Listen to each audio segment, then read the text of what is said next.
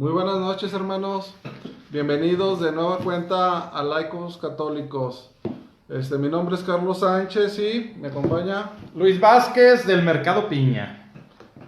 Ahora, ¿qué tema vamos a ver hoy, Luis? Bueno, el día de hoy, para agradecerle, este tema no queremos pedir. El día de hoy queremos agradecerle a nuestra Madre Santísima por todos los favores recibidos, por toda la intercesión que hace ante su Hijo, ¿verdad? Así es. No es mediadora, es intercesora, por aquellos que a veces confunden esa parte. Ya después le explicaremos, por la intercesión que hace por todos nosotros la Virgen para recibir favores, para que Jesús nos escuche. Así como ella le dijo en las bodas de Caná que rogó por él, para que hubiera vino por esos novios, así la Virgen ruega por nosotros, para que tengamos esos favores, ¿verdad? Entonces el día de hoy lo daremos para ella. Sí, y este tema lo pensamos dar en esta fecha porque aquí en Aguascalientes, el día sábado 15 es el día que se festeja la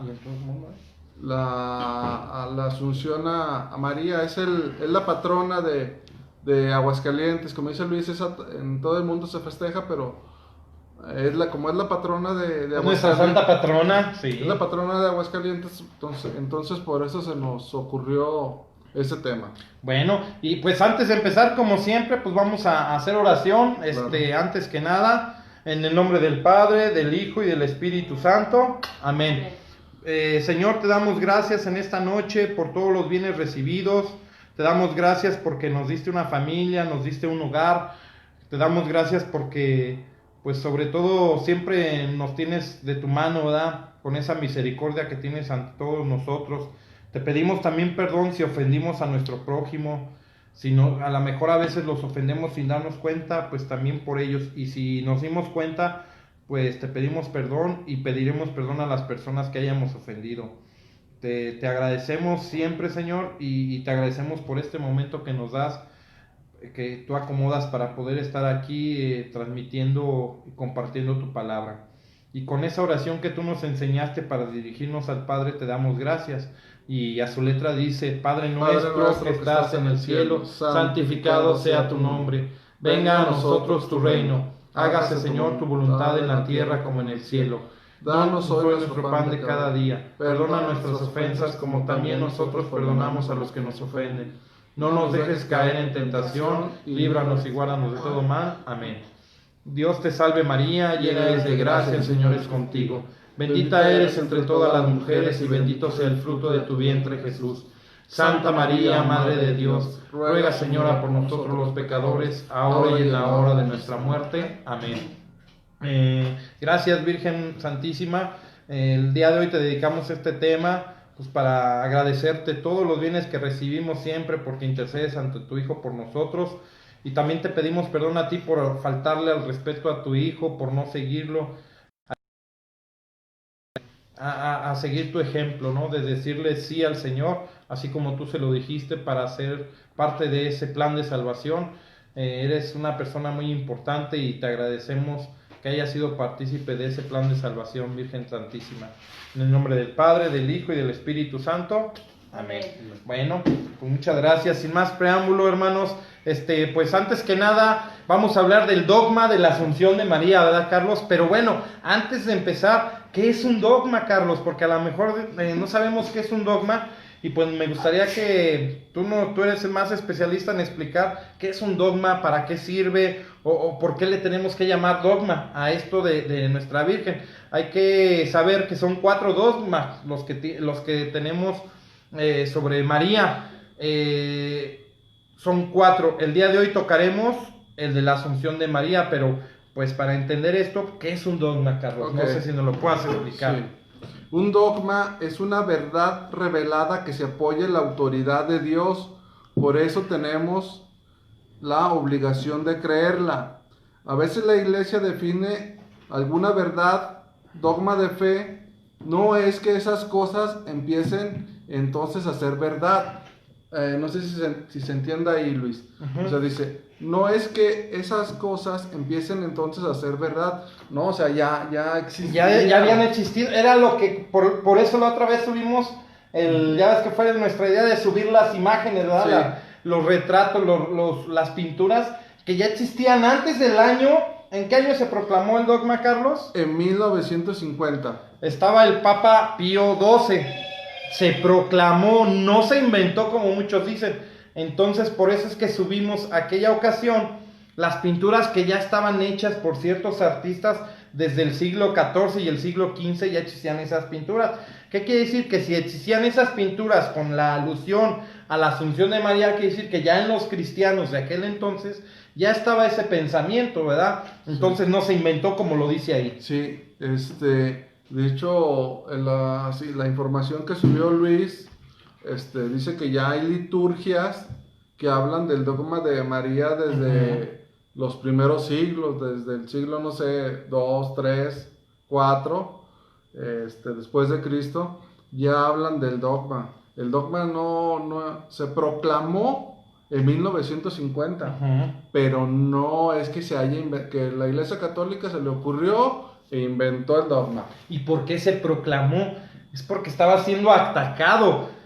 Una de las cosas que tenemos que entender, que a veces no conocemos y no sabemos, que a lo mejor estamos elevando de más a María, ¿verdad? Ay, no, vamos a proclamar los dogmas de María para darle más veneración. No, los dogmas fueron hechos no para defender a María, son cristológicos, cristocéntricos.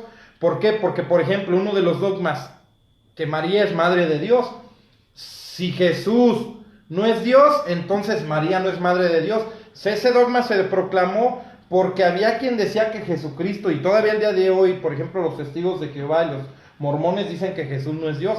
Entonces se proclamó el dogma de María, madre de Dios, pero por defender y dar certeza y dar la seguridad y decir sí es Dios Jesús. Por eso se proclamó este dogma. Todos los dogmas siempre van dirigidos a defender la dignidad de Jesús, ¿verdad? Entonces, para que sepamos, siempre son los dogmas para defender la dignidad de Jesús, ¿sale? Pero como María es su madre, pues a ella lo acompañan esos dogmas, ¿verdad? Tienen, digamos que le afectan de una manera buena, pero le afecta el proclamar un dogma que defienda la dignidad de Jesús. Al mismo tiempo se defiende la de María. Aparte, Luis, si no se llega a cumplir algún dogma, entonces Jesús no es el Mesías. Exactamente. Pero si María no es inmaculada, entonces Jesús tuvo pecado. Exacto. Y no hubo, por ejemplo, tuvo que haber tenido pecado Jesús, ¿verdad? Y necesitó un Salvador. Así es. Entonces, por eso se deben como dijo Luis, los dogmas son para defender la dignidad de Cristo, no tanto de María, sino de Cristo, como bien lo dijo Luis. Son cristológicos, aunque se llamen dogmas marianos, en realidad son cristológicos. Exactamente. Y no nada más los dogmas existen en la iglesia, ¿verdad, Carlos? Así es. Creo que ahí lo tenías anotado. Sí, ¿quieres que sí, por ejemplo, tenemos dogmas científicos. ¿Por qué? Porque si nosotros creemos que un dogma, por ejemplo, aquí una definición, vete al Google y vete a la definición, ¿verdad? Yo no te lo voy a decir, pero tú lo puedes investigar. Te invito a que lo hagas para que sepamos. Un dogma, concepto de dogma, es una proposición que se toma como cierta e innegable. Se trata de los fundamentos y principios básicos de cualquier ciencia. O sea, esos abarcan la ciencia, la religión, doctrina o sistema. En este caso estamos viendo un dogma religioso, ¿verdad? Dice, el dogma sostenido por alguna autoridad es sostenido por alguna autoridad y no admite réplicas. Por ejemplo, un dogma científico, ¿qué sería? El agua está constituida por H2O, hidrógeno y oxígeno. Partículas de hidrógeno y partículas de oxígeno. Es una verdad irrevocable. Nadie puede negar que el agua está hecho por eso. Es una verdad absoluta. El dogma es una verdad absoluta que la iglesia también nos da a nosotros, nos propone creerlo. ¿Por qué? Porque es algo revelado por Dios, ¿va? Entonces, eso sería un dogma, ¿verdad, Carlos? Así es. Mira, Luis, entonces vamos a tocar lo de tipología. Antes de Sí. lo de acá. Ok. Sí, mira, por ejemplo, yo les quiero compartir, nosotros los que no son católicos, les va a costar un poquito de trabajo poder aceptar esto, ¿verdad? Van a decir que somos mentirosos y bla, bla, bla. Pero Oye, aquí Luis. estamos hablándole a los católicos. Oye, Luis, no van a decir, ya nos están diciendo. Ya por ahí algunos sí. Entonces, Ya, bueno, en publicaciones anteriores ya ya vimos eso. Fíjense bien, para un no católico la única autoridad que existe es la sola Escritura. Estamos hablando que su única autoridad, ¿cuál viene siendo? La Santa Escritura, la Santa Biblia. Esa es su única autoridad. Para nosotros los católicos no es así. Para nosotros los católicos tenemos nuestra doctrina se fundamenta sobre 3 pilares. Lo podemos comparar con un banquito, un taburete de 3 patas.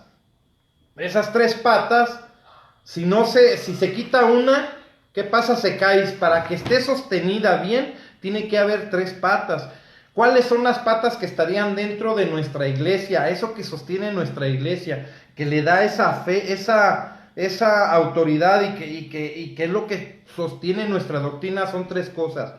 El magisterio de la iglesia, que está conformado por el Papa y sus obispos, ¿verdad? Todos los obispos. Ese es el magisterio de la iglesia.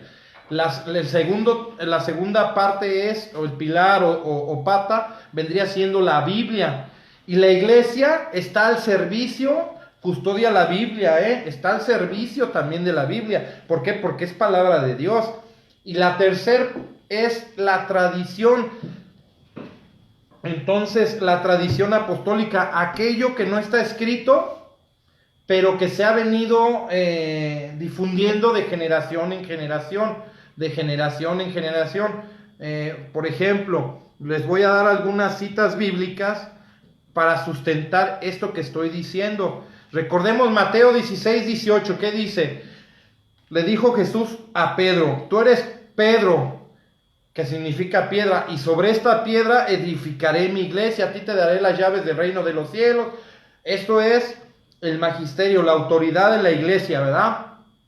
Primer pilar. Y luego podemos ver en segunda de Tesalonicenses 2:15. Oye, Luis, el magisterio de la iglesia, ¿quién lo compone? Es el Papa y sus obispos.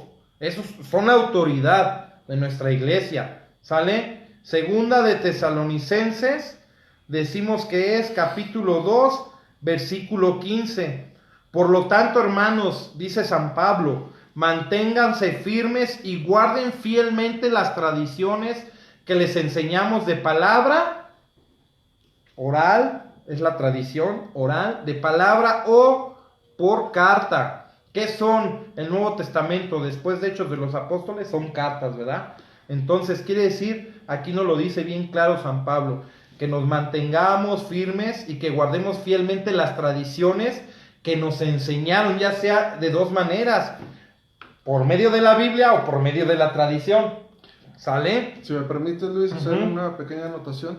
Pues la Biblia, hablando principalmente del Nuevo Testamento, es tradición. Porque ¿quién escribió la Biblia? No Por fue ejemplo, Jesús. Fue Marcos, uno de ellos, ¿verdad? Fue Marcos, pero Marcos No fue discípulo. No fue discípulo de Jesús. Marcos fue discípulo de Pedro, de Bernabé, de Pablo. Entonces Marcos escribió de lo que le contaron. La palabra tradición viene de transmisión, o sea, de transmitir, en este caso, el evangelio. Entonces, si hay personas que no les gusta la tradición, pues la Biblia es tradición.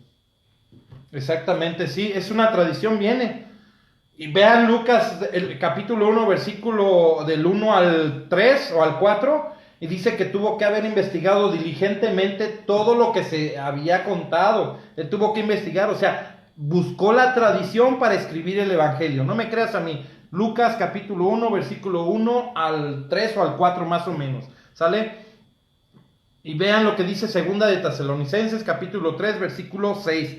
Dice así: Hermanos, les mandamos en el nombre del Señor Jesucristo, que se aparten de todo hermano que viva desordenadamente, y no según la tradición que de nosotros recibieron, y no según la tradición que de nosotros recibieron.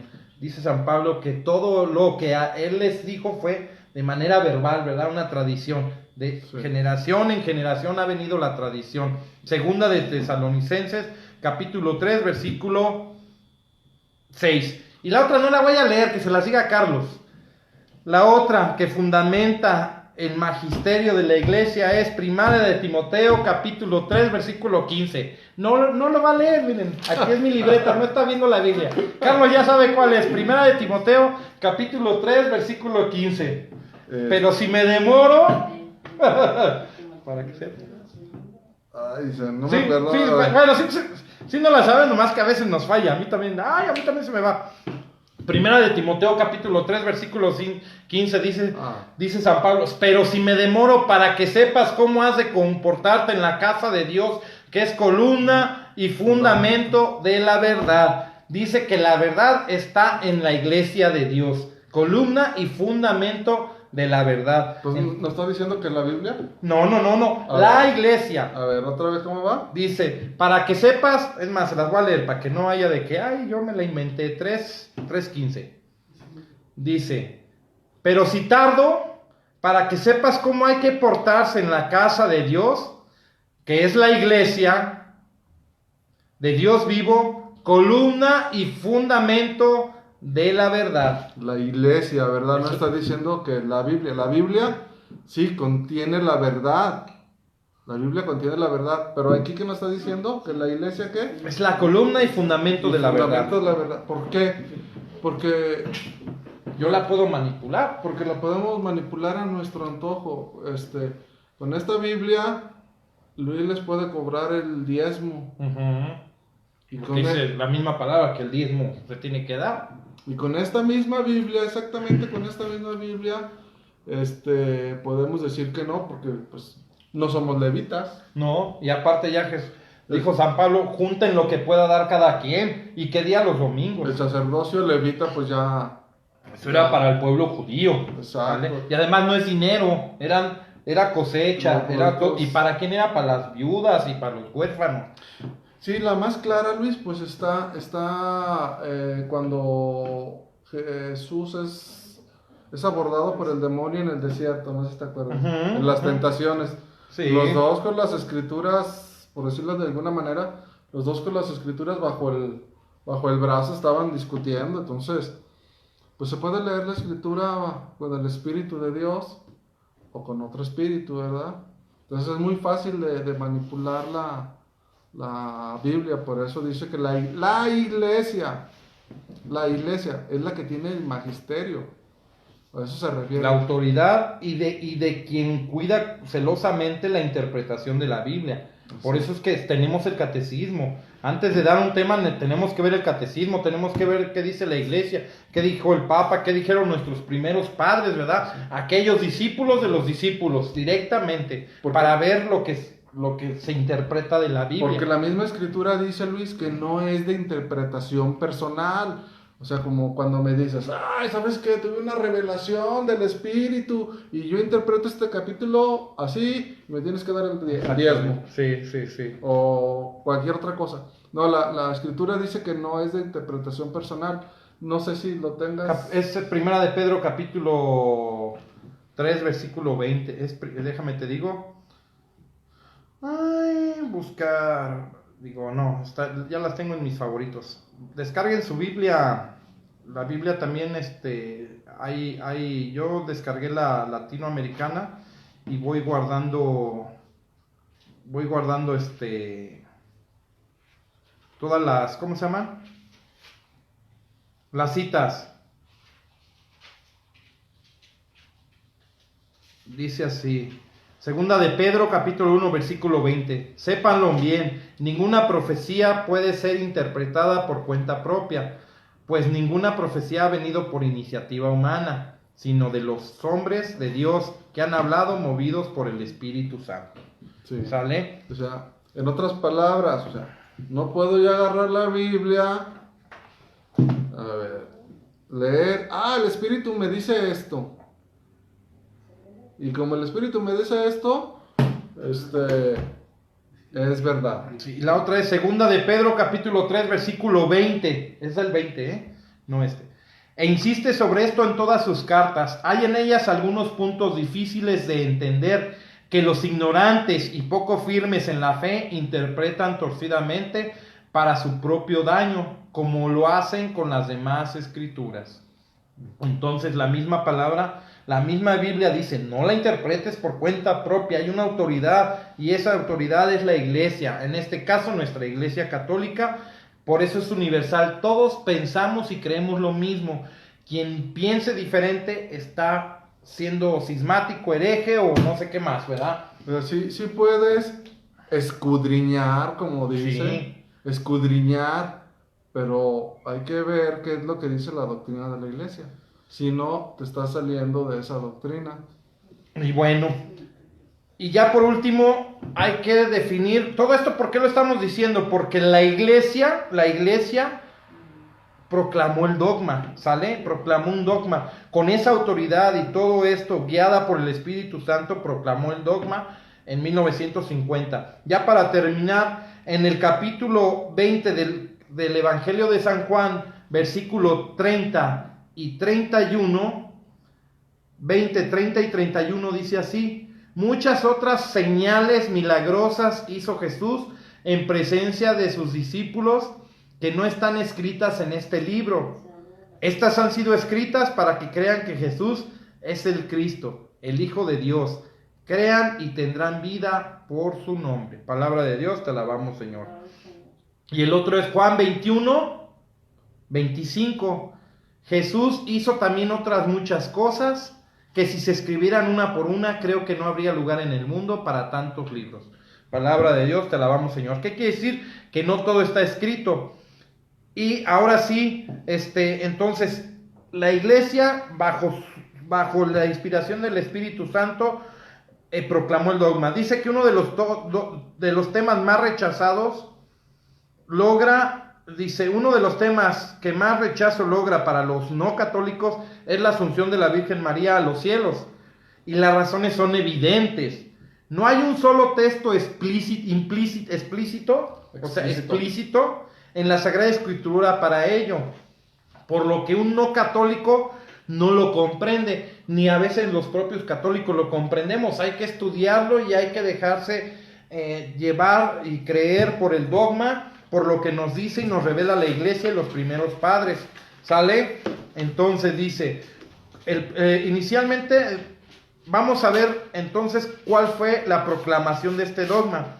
Este dogma fue promulgado por el Papa Pío XII en el año de 1950 en el documento Manifestissimus Deus de la siguiente forma: después de elevar a Dios muchas y reiteradas preces y de invocar la luz del Espíritu de la verdad, para gloria de Dios omnipotente que otorgó a la Virgen María su peculiar benevolencia, para honor de su Hijo, Rey inmortal de todos los siglos y vencedor del pecado y de la muerte, para aumentar la gloria de la misma augusta Madre y para gozo y alegría de toda la Iglesia, con autoridad, la autoridad de nuestro Señor Jesucristo, tú eres piedra y sobre esta piedra edificaré la Iglesia. Y dice que a ti te daré las llaves del cielo, ¿verdad? Para que lo que ates sea atado en la tierra y en el cielo. Entonces, con esa autoridad de nuestro Señor Jesucristo, de los bienaventurados apóstoles Pedro y Pablo, y con la nuestra, pronunciamos, declaramos y definimos ser dogma divinamente revelado que la Inmaculada Madre de Dios y siempre Virgen María, terminando el curso de su vida terrenal, fue asunta en cuerpo y alma a la gloria del cielo. Es decir, que la Virgen fue llevada al cielo en cuerpo y alma, y una vez terminada su vida, el término asunción se diferencia de ascensión. Vamos a ver por qué. Ahorita se los va a explicar más Carlos. Sale. Entonces, ¿Qué diferencia hay, mi Carlos, entre asunción y ascensión? Porque se parecen las palabras, ¿verdad? ¿Qué es asunción y qué es ascensión? Asunción es de que fue asunta, pero no por su propio poder, sino con la ayuda de alguien. ¿Y quién es ese alguien? Su hijo.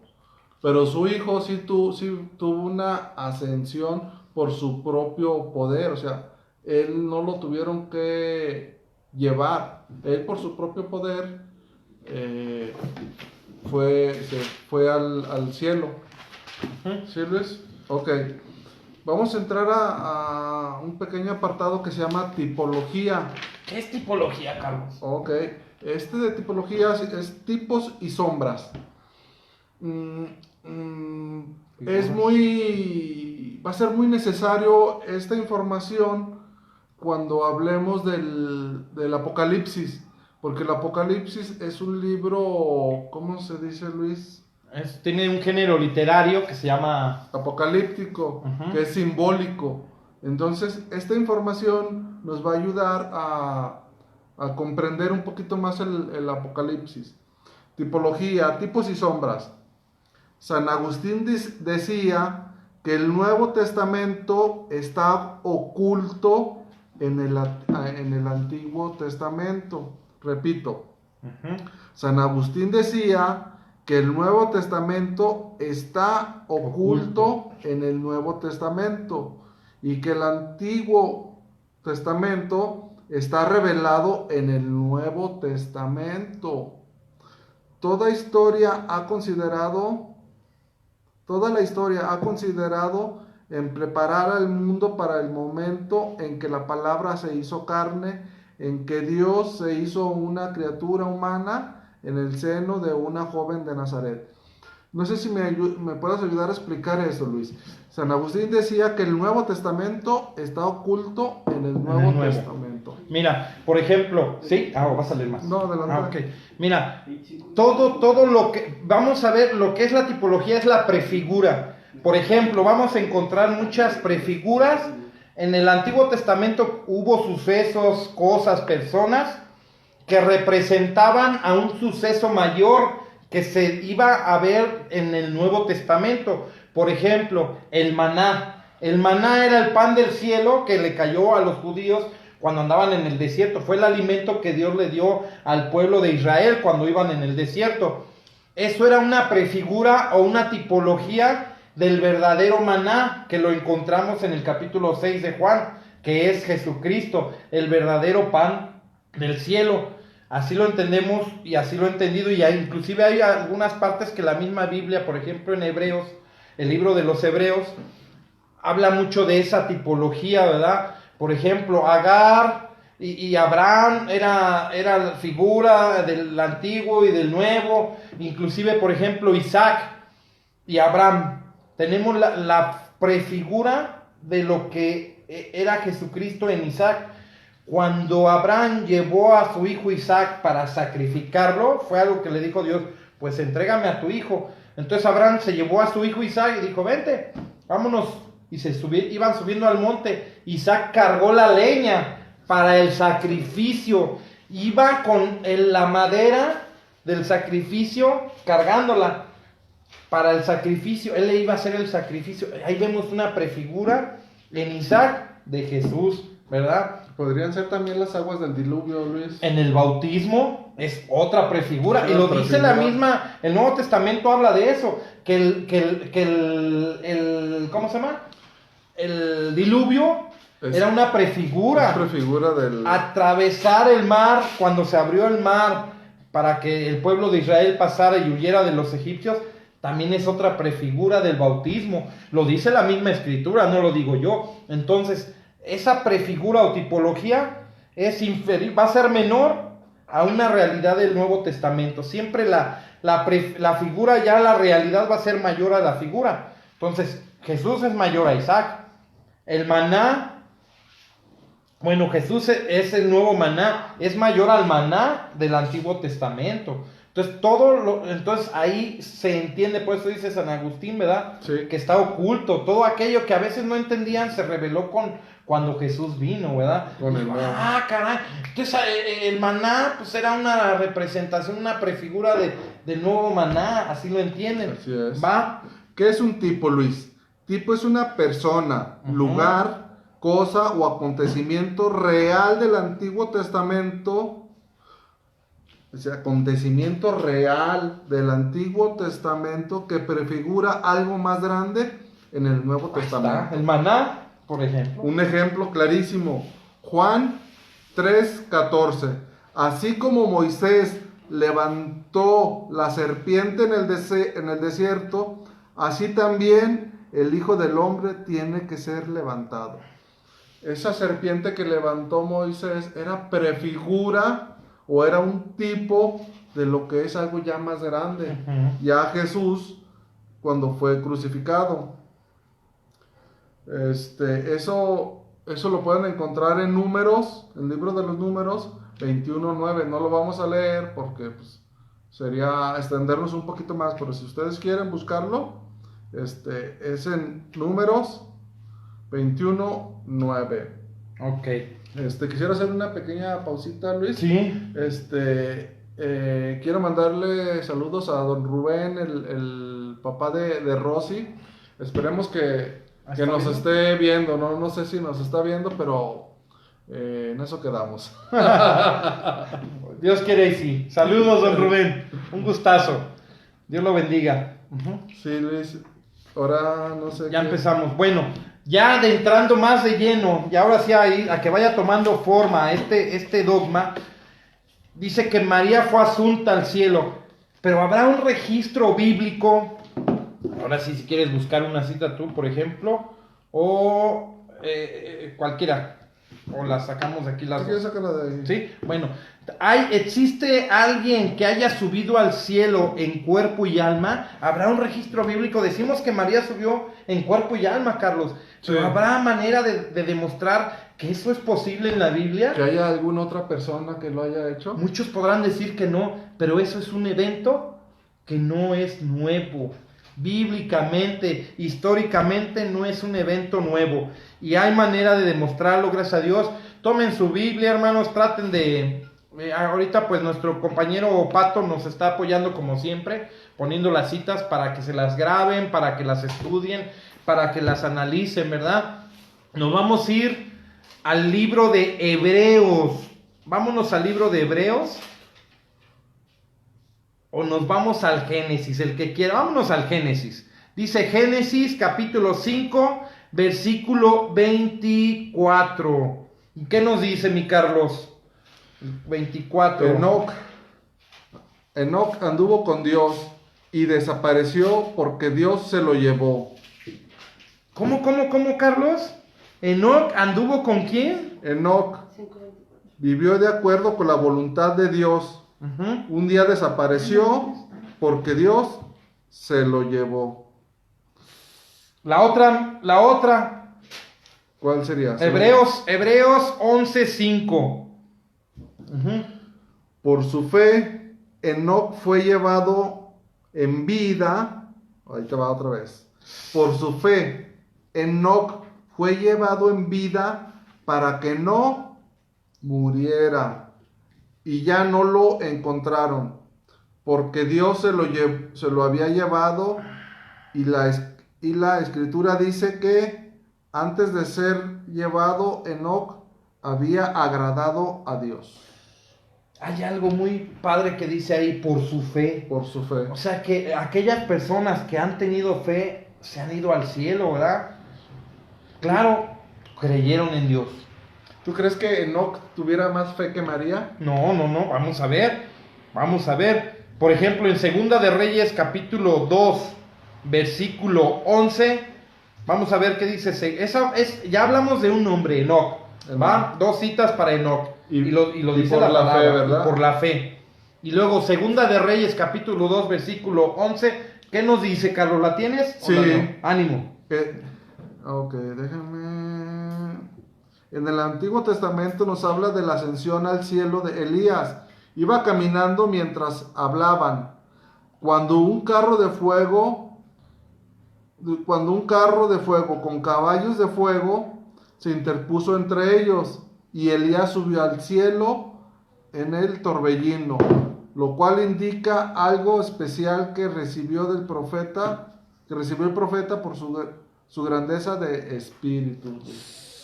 Entonces estamos viendo que esos hombres de Dios, por ejemplo, uno con fe, otro que por ejemplo Elías también era un profeta, y si era un profeta, profetizó también la venida del Mesías, ¿va? Oye, te quiero hacer una pregunta, Luis. Uh-huh. Si Dios lo hizo con Elías, la pregunta es, ¿lo podrá hacer con María? Pues claro, esa era su madre, y además fue partícipe de la salvación, es partícipe de la salvación. Entonces, vamos a ver, ¿la fe de María sería menor a la de Enoc y a la de Elías? Por ejemplo, Elías fue quien profetizó al Mesías, pero ¿qué crees? María fue quien lo tuvo, la que lo engendró, estuvo en su seno, la que lo amamantó, la que lo cuidó, la que lo limpió cuando se hacía del baño, la que lo levantó cuando se caía de niño chiquito, la que lo crió, lo educó. Entonces, fíjate, si Elías, que nomás profetizó, si Enoc, que nada más creyó, que es mucho creer, ¿verdad? Pero estamos hablando de algo que no palparon. María, que lo tuvo en su vientre, que lo educó y todas esas características que tuvo, ¿no habrá sido mucho mayor la necesidad de que haya estado ahí? Pues claro que sí. Ya vimos que hay registro bíblico de la Asunción, Carlos. Ahora, vámonos a Lucas 1:45. ¿Lo tienes ahí o te lo leo? No. Dice, vamos a ver, Lucas 1:45, ¿qué dice? Es de María. Dice, feliz la que ha creído que se cumplirán las cosas que le fueron dichas de parte del Señor. Se lo dice su prima Isabel a María. Feliz la que ha creído que se cumplirían las cosas del Señor. ¿Qué dijo María? Hágase en mí según tu palabra. Ella creyó en esa promesa de que vendría el Mesías, que el Espíritu Santo había engendrado, que había entrado en ella para que naciera, porque hasta ella preguntó, pero ¿cómo es posible si yo soy virgen, no conozco hombre? Pues creyó que iba a suceder eso y dijo entonces María, hágase en mí según tu palabra. Entonces vemos que la fe de María, comparándola con Enoc, es más grande porque ya creyó y un ángel se le apareció, o sea, algo muy, muy, muy fuerte a esa mujer, a la llena de gracia. Creyó y por eso dijo, he aquí la esclava del Señor. Hágase en mí. Hágase en mí. Y a veces, ¿de quién somos esclavos, Carlos? Del pecado. Y si somos esclavos del pecado, ¿con quién tenemos amistad? Con el chanclotas. Exactamente. Entonces ya vemos que sí hay un registro de la Asunción y hay dos registros que los podemos ver. Y hay por ahí otra cita que no la recuerdo, Carlos. Yo la tenía inclusive guardada, pero no sé, o sea, por ahí pasó. No habla de una persona en específico, no lo habla, pero sí dice que hubo personas que ascendieron a los cielos, Sí. Entonces, ya después ojalá y la pueda encontrar y se las podría yo compartir, ¿verdad? Sí. Pero bueno, entonces ahora vámonos al Apocalipsis. Carlos, ¿en qué género, para quién y por qué el Apocalipsis? No sé si nos lo pudieras explicar. Bueno, hace rato nos lo dijo Carlos, el Apocalipsis se escribió en un género que es género literario. Por ejemplo, hay género que es la comedia, ¿verdad? Ese es un género. Hay un género, el drama, algo dramático. La Biblia se escribió en otros diferentes tipos de géneros. Uno de esos géneros literarios es el apocalíptico, que son Sí, el género apocalíptico es un género simbólico. ¿Por qué se escribió de esa manera? Uh-huh. Porque ya estaba en puerta la persecución de los primeros cristianos. Uh-huh. Por eso es que se escribió el Apocalipsis así. Es simbólico. simbólico nada más, iba dirigido a los cristianos, porque recordemos que ya en ese tiempo los cristianos eran perseguidos, Carlos. Así es. Eran perseguidos. Entonces, vamos a hablar de lo que es el Apocalipsis. Esta narración empieza desde el capítulo 11, pero desde el versículo 19, 11, 19, ahí empieza y termina el capítulo 11, pero comienza el 12, que es continuación. Recordemos que a la Biblia se separó por capítulos y versículos, pero es el mismo contenido, es continuación. Ese 11:19 es continuación, el 12:1 del 11:19, ¿va? Entonces, ¿qué nos dice, Carlos? El 11:19. No sé, Luis, si ¿quieres que sigamos ese orden o metemos este orden? No, espérate, ¿cuál es? ¿Qué es? Es 1 Corintios 15:50. No, esa la habíamos puesto. Ay, ¿dónde la pusimos? 1 Corintios. Ah, aquí. Ok, Sí. entonces Ajá. comenzamos con Sí. este orden. Ok. Entonces, ¿qué dice 11:19? Bueno, tú lees el Apocalipsis y yo te leo lo de... No sé si quieres, Luis, primero que expliquemos lo que es el Arca de la Alianza. Para que se no, entienda. no, o sea, lo lees y luego lo explicamos. Ok. 11:19. Ok. Se abrió entonces el santuario de Dios en el cielo, y apareció allí el arca de la alianza, y se produjeron relámpagos, estruendos y estruendo y truenos, temblor de tierra y fuertes granizadas. Lo repito.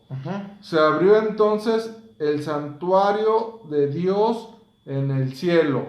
Hay que recalcar esa palabra, en el cielo. O sea, quiere decir que hay dos, uno en el cielo y otro en la tierra, ¿no? Así es.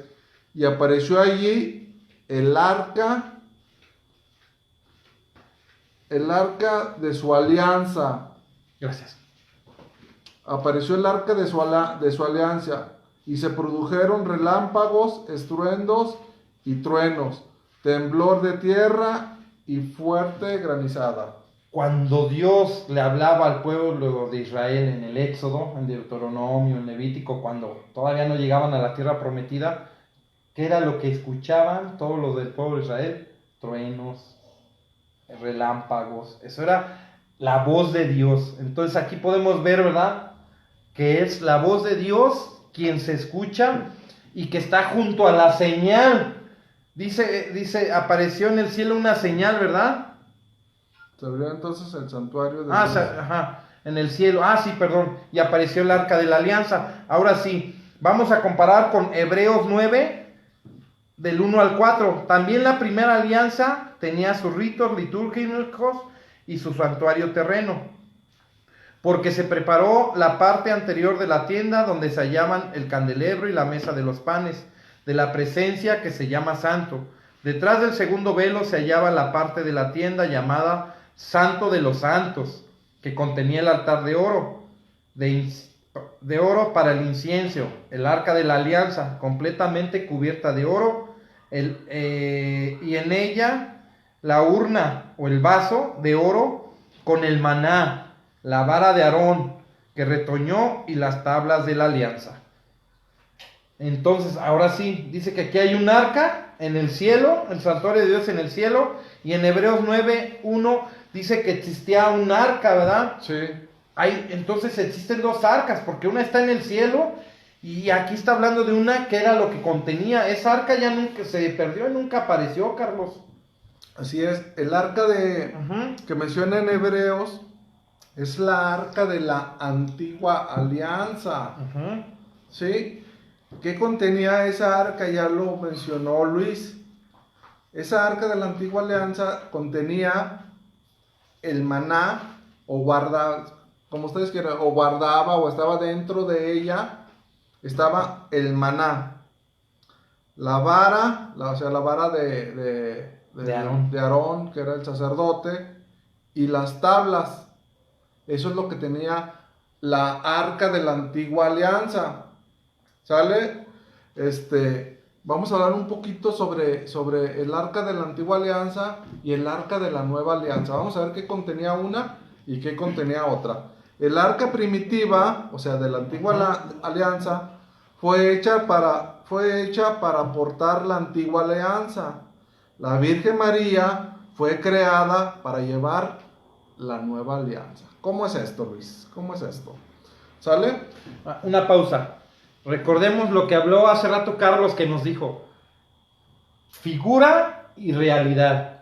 Estamos hablando que Hebreos 9 está hablando de una figura y Apocalipsis de una realidad, porque siempre va a ser mayor el nuevo que el antiguo. El arca de la alianza es del antiguo, pertenecía al Antiguo Testamento, se perdió y nunca se encontró. Y tú estás hablando en el Apocalipsis de algo nuevo, ¿verdad? Que es la realidad. Aquello era un símbolo o aquello era una figura menor a la realidad del nuevo, ¿verdad? Sí. Entonces, bajo ese concepto hay que escuchar a Carlos, ¿va? Sí, es como mencionábamos, que habla de Moisés que levantó una serpiente en un, ¿cómo decía? Un bastón o algo así.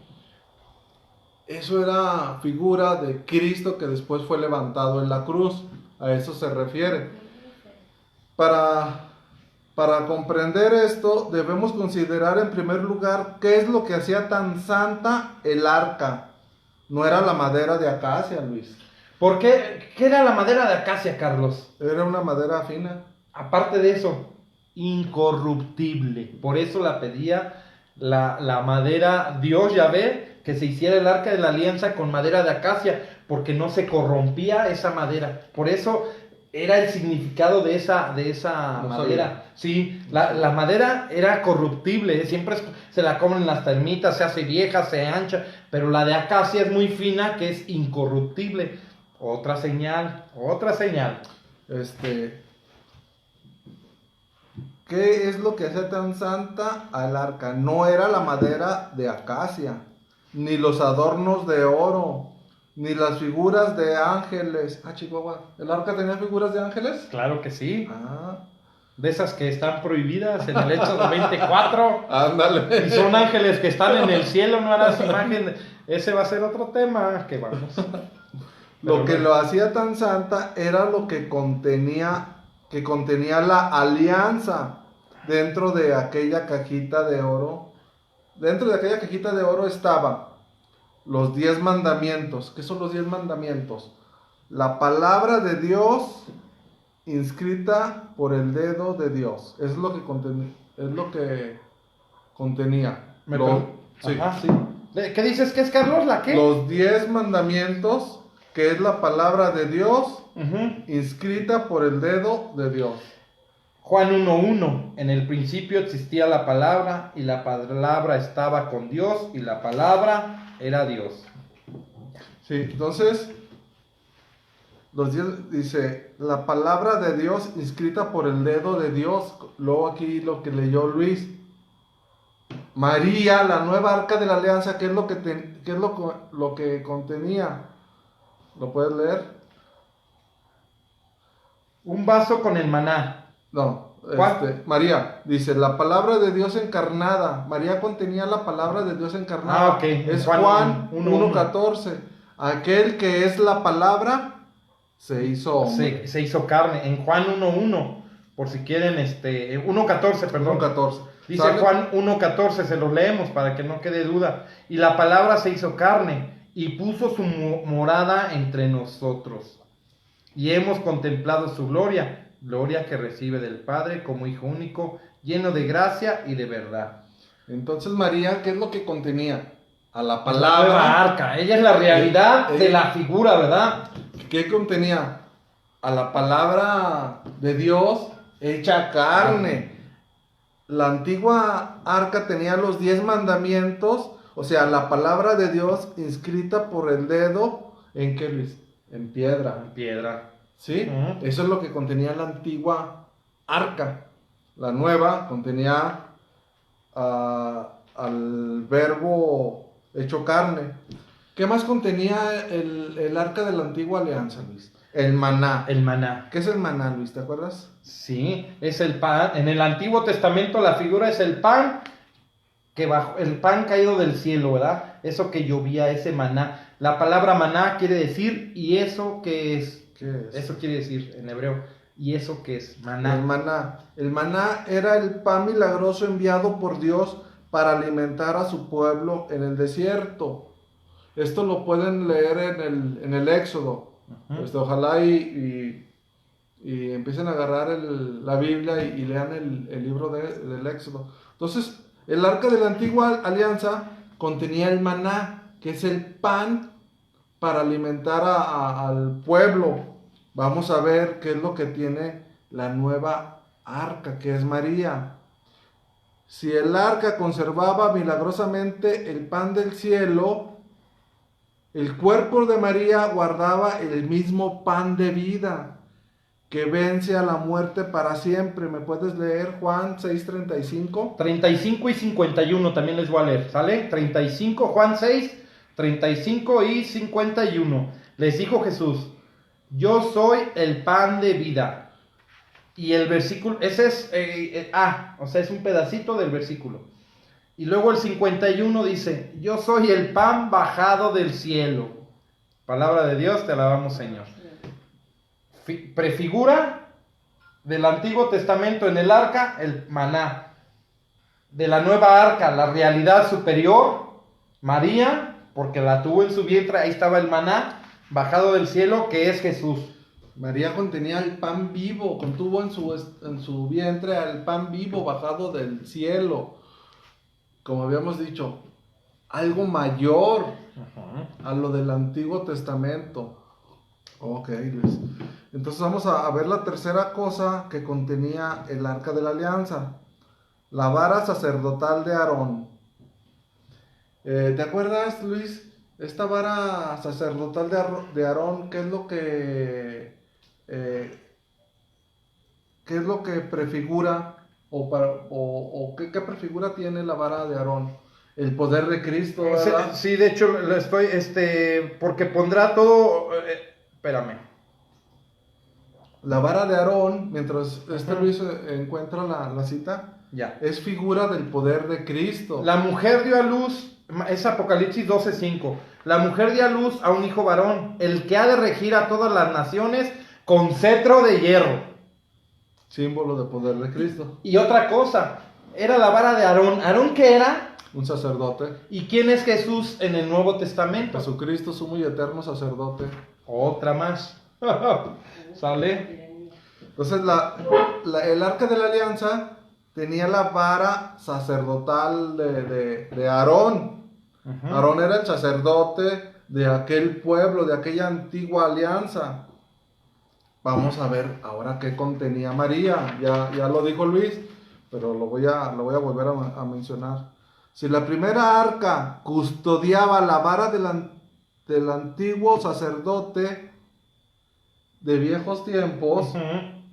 el cuerpo de María contenía la persona divina del sacerdocio eterno. O sea, Jesucristo. Esto lo podemos ver en Hebreos 7:24, que es donde habla del sacerdocio eterno de Jesucristo. Jesucristo, sumo y eterno sacerdote. ¿Sale? Allá era la vara del sacerdote, un sacerdote que murió. No. Acá María ahora contiene a Jesucristo, sumo y eterno sacerdote. Y Apocalipsis 12:5 dice que guiará con vara de hierro. La que Acaba de... Entonces, si logran ver, la antigua alianza era figura de ¿quién? No te creo que sea una figura. Vamos a ver si nos lo dice Hebreos 9:9. Hebreos 9:1, 9:2, 9:3, 9:4 habló del arca, ¿sí? Está hablando del arca, pero en el versículo 9a dice, todo ello es figura del tiempo presente. De lo que habló de esa arca es figura de la realidad de hoy. ¿Sale? ¿Figura? Sí. ¿O prefigura? No, figura. Era figura. ¿Sale? Todo ello es una figura del tiempo presente. ¿Sale? Entonces, ¿y será cierto que está... Sí, ¿verdad? Hasta ahí. ¿Será cierto que está hablando que es una mujer? Esa arca será una mujer, o sea, ¿cómo podemos ver? ¿Qué les dije? Apocalipsis 11:19 y Apocalipsis 12:1 es el mismo tema, nada más que está cortado o está por el capítulo, ¿verdad? Recordemos que la Iglesia Católica también le puso capítulos y versículos. La Biblia nunca se escribió en capítulos ni en versículos, ¿verdad, Carlos? ¿Quién se los puso? La Iglesia Católica. Sí, Leones. ¿Quién armó la Biblia? Es palabra de Dios, cayó del cielo. La Iglesia Católica, pero ese es otro tema, ¿verdad? Vamos a dar esos temas. Oye, Primero ¿no fue Cipriano de Reina? No, ni O Valera. Dice, apareció. Eso le leo. Si quieres leerla desde el 19, Luis, para que se... Sí, entonces vámonos 11:19 para que se vea lo que estábamos viendo. Y se abrió en el santuario de Dios en el cielo. Se abrió el santuario de Dios en el cielo y apareció el arca de su alianza, de la que ya hablamos.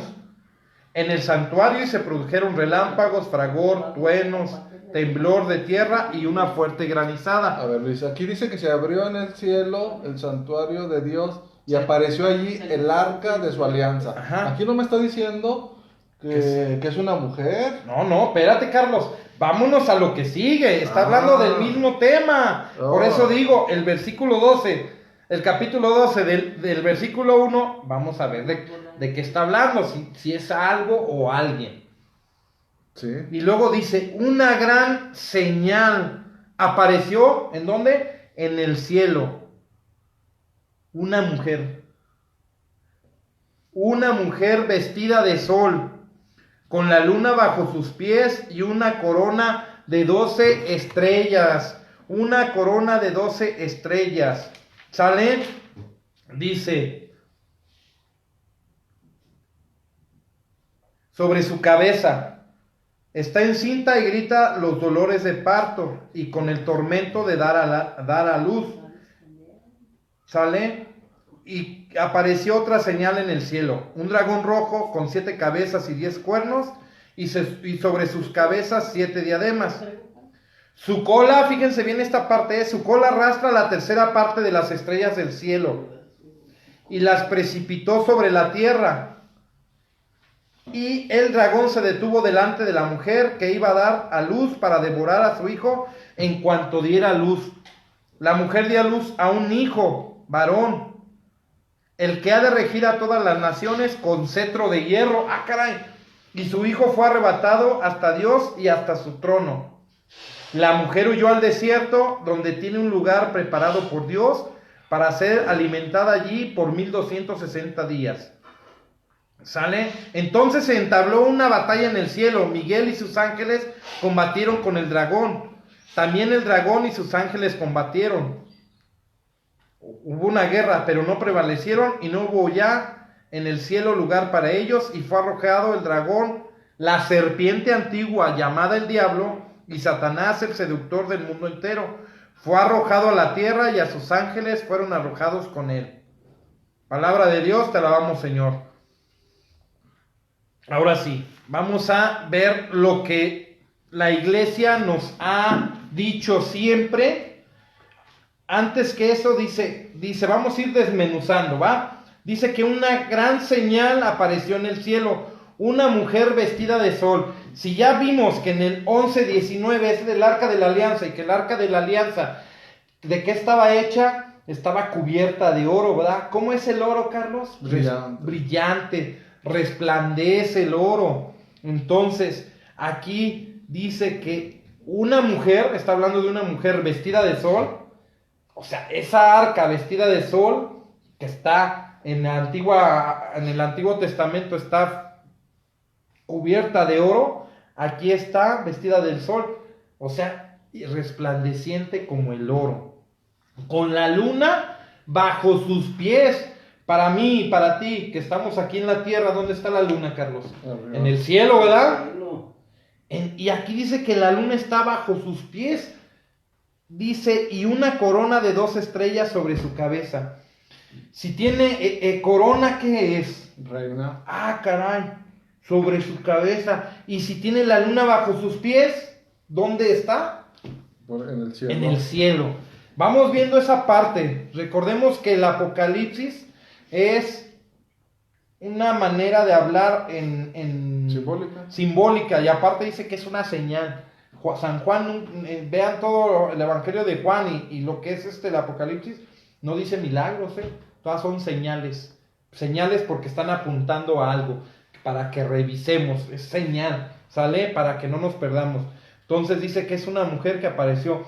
A veces creemos que el Apocalipsis es el futuro, y hasta da miedo leerlo, ¿verdad? No, es que en el Apocalipsis es el fin del mundo. Sí, sí viene el fin del mundo, pero si también nos ponemos a ver que él dice, la mujer, en el versículo 5 de Apocalipsis 12 dice, la mujer dio a luz a un hijo varón que ha de regir, dice, y su hijo fue, no, espérame, perdón, y apareció una señal, dice, entonces estableció una batalla.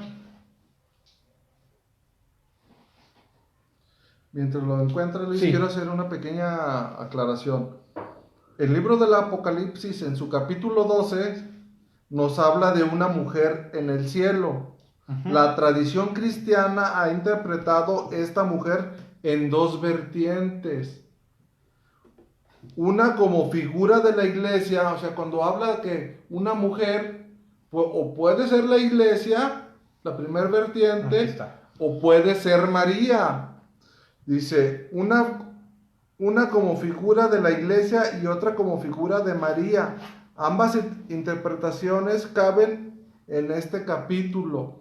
¿Sale? Aquí, en capítulo 12, al hablar de la mujer, se puede interpretar como la iglesia o como María. Chirana, ¿a poco tú ya resulta que ya lo interpretaste así, Carlos? No. Eso, si tú dices eso es porque lo has de haber leído en algún lado, o quién fue la autoridad que dijo eso, algún sacerdote, o te lo dijo alguna teólogo, ¿quién te lo dijo? O sea, ¿de dónde sacas esa información para decir que son las dos personas? Pues si leemos la exegesis de la Biblia, ajá, en el capítulo 12 ahí lo vas a encontrar. Y aparte, ¿qué crees? Dime. En el Catecismo de la Iglesia Católica, numeral 2853. Fíjense bien, la victoria sobre el príncipe de este mundo se adquirió de una vez por todas en la hora en que Jesús se entregó libremente a la muerte para darnos su vida. Es el juicio de este mundo y el príncipe de este mundo está echado abajo. Nos da las referencias de Juan 2, 12, 31 y Apocalipsis 2, 12, 11. Él se lanza en persecución de la mujer. Donde decimos, pues es la iglesia, ¿verdad? Persigue a la iglesia. Y dice Apocalipsis 12, del 13 al 16. Pero no consigue alcanzarla, a esa mujer. La nueva Eva. Caray. ¿La iglesia es la nueva Eva? ¿O es María? Y luego dice la llena de gracia. Caray. Del Espíritu Santo, que es preservada, y de la corrupción de la muerte. Entre paréntesis, concepción de la Inmaculada y asunción de la Santísima Madre de Dios, María siempre virgen. Entonces, despechado contra la mujer, se fue a hacer la guerra al resto de sus hijos. Apocalipsis 12, 17. Por eso el Espíritu y la Iglesia oran: ven, Señor Jesús, ya que su venida nos librará del maligno. Si nos damos cuenta, dice que no consigue alcanzarla cuando persigue a esa mujer, a la nueva Eva, a la llena de gracia. ¿Quién es la única? O la nueva Eva, ¿y quién es la única llena de gracia? Es María. ¿Sale? Entonces sí, cierto lo que dice Carlos. En unas partes es la iglesia, porque recordemos que dio a luz. Sí, la iglesia no dio a luz a Jesús, ¿eh? ¿Quién dio a luz a Jesús? María. ¿Sí? Entonces, aquí no podemos decir que la iglesia dio a luz a Jesús. Jamás. El que dio luz a Jesús es la única persona que ha dado a luz a Jesús, es María. Entonces no puede ser la iglesia en esa parte. Por eso decimos, y nos lo dice la tradición, nos lo dice la exagésis, y nos lo dice el catecismo. En unas partes es María y en otras cosas es la iglesia, ¿sí? Pero por ejemplo aquí simplemente dio a luz a un hijo, varón, No es una mujer, es un hombre que ha de gobernar con cetro de hierro. ¿Quién es el que ha de gobernar con cetro de hierro? Lo acabamos de decir, pues solamente Jesús, ¿verdad? Y dice, la mujer dio a luz a un hijo varón, el que ha de regir a todas las naciones, con cetro de hierro, y su hijo fue arrebatado hasta Dios y hasta su trono. Aquí también vemos la persecución de los inocentes. Sí. Ahí está. Entonces, estamos viendo que Apocalipsis ya es un hecho pasado, Hay hechos presentes y hay hechos futuros. Y a veces Apocalipsis nomás lo vemos como que va a ser puro futuro. Nos habla de realidades que ya existieron, que ya fueron. Aquí San Juan pues nos lo pone, como decíamos, en simbolismos, ¿verdad? Pero hay cosas que ya pasaron, ¿sale? Entonces dice, ahora la corona, dice que de 12 estrellas, dice que el diablo se llevó a la tercera parte de las estrellas. ¿Qué son las estrellas? Pues se llevó a la tercera parte de los ángeles. ¿Por qué decimos que son ángeles? Apocalipsis 1:20 nos lo dice que son ángeles. Dice, la explicación del misterio de las 7 estrellas que has visto en mi mano derecha y de los 7 candeleros de oro es esta. Las 7 estrellas son los ángeles de las 7 iglesias. O sea, las estrellas representan los ángeles. Y nosotros cuando rezamos el rosario, ¿qué decimos? También una de sus advocaciones, en las letanías. Reina de los ángeles. Reina de los ángeles, ruega por nosotros. Tiene estrellas, es corona, también son los dos, dice que 12 estrellas, son las 12 tribus de Israel, los 12 apóstoles y 12 estrellas, reina de los ángeles. Y reina del cielo porque está la luna bajo sus pies. Entonces vemos que cuánto simbolismo hay en esta parte de lo que es el Apocalipsis, y que un no católico pues no lo va a creer simplemente. ¿Por qué? Pues porque no tiene una autoridad que se lo explique, alguien que se lo explique. Nosotros tenemos la gracia de ser católicos y de que haya quien nos lo explique. Sí. Aquellos que ya toda su vida estudiaron, otros que por tradición se los dijeron, ¿verdad? Sí. Entonces dice, la corona de 12, la luna bajo sus pies, la corona de esas estrellas. Si tiene corona es por ser reina del cielo, ¿verdad? Reina y madre de un rey.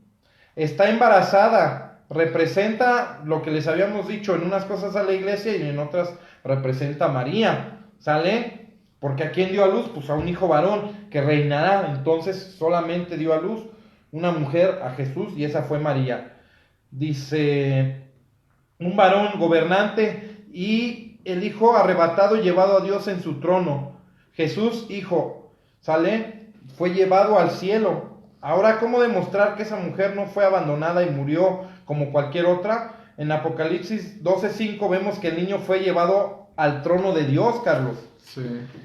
Y el versículo 6, a un lugar que Dios ha preparado, ¿verdad?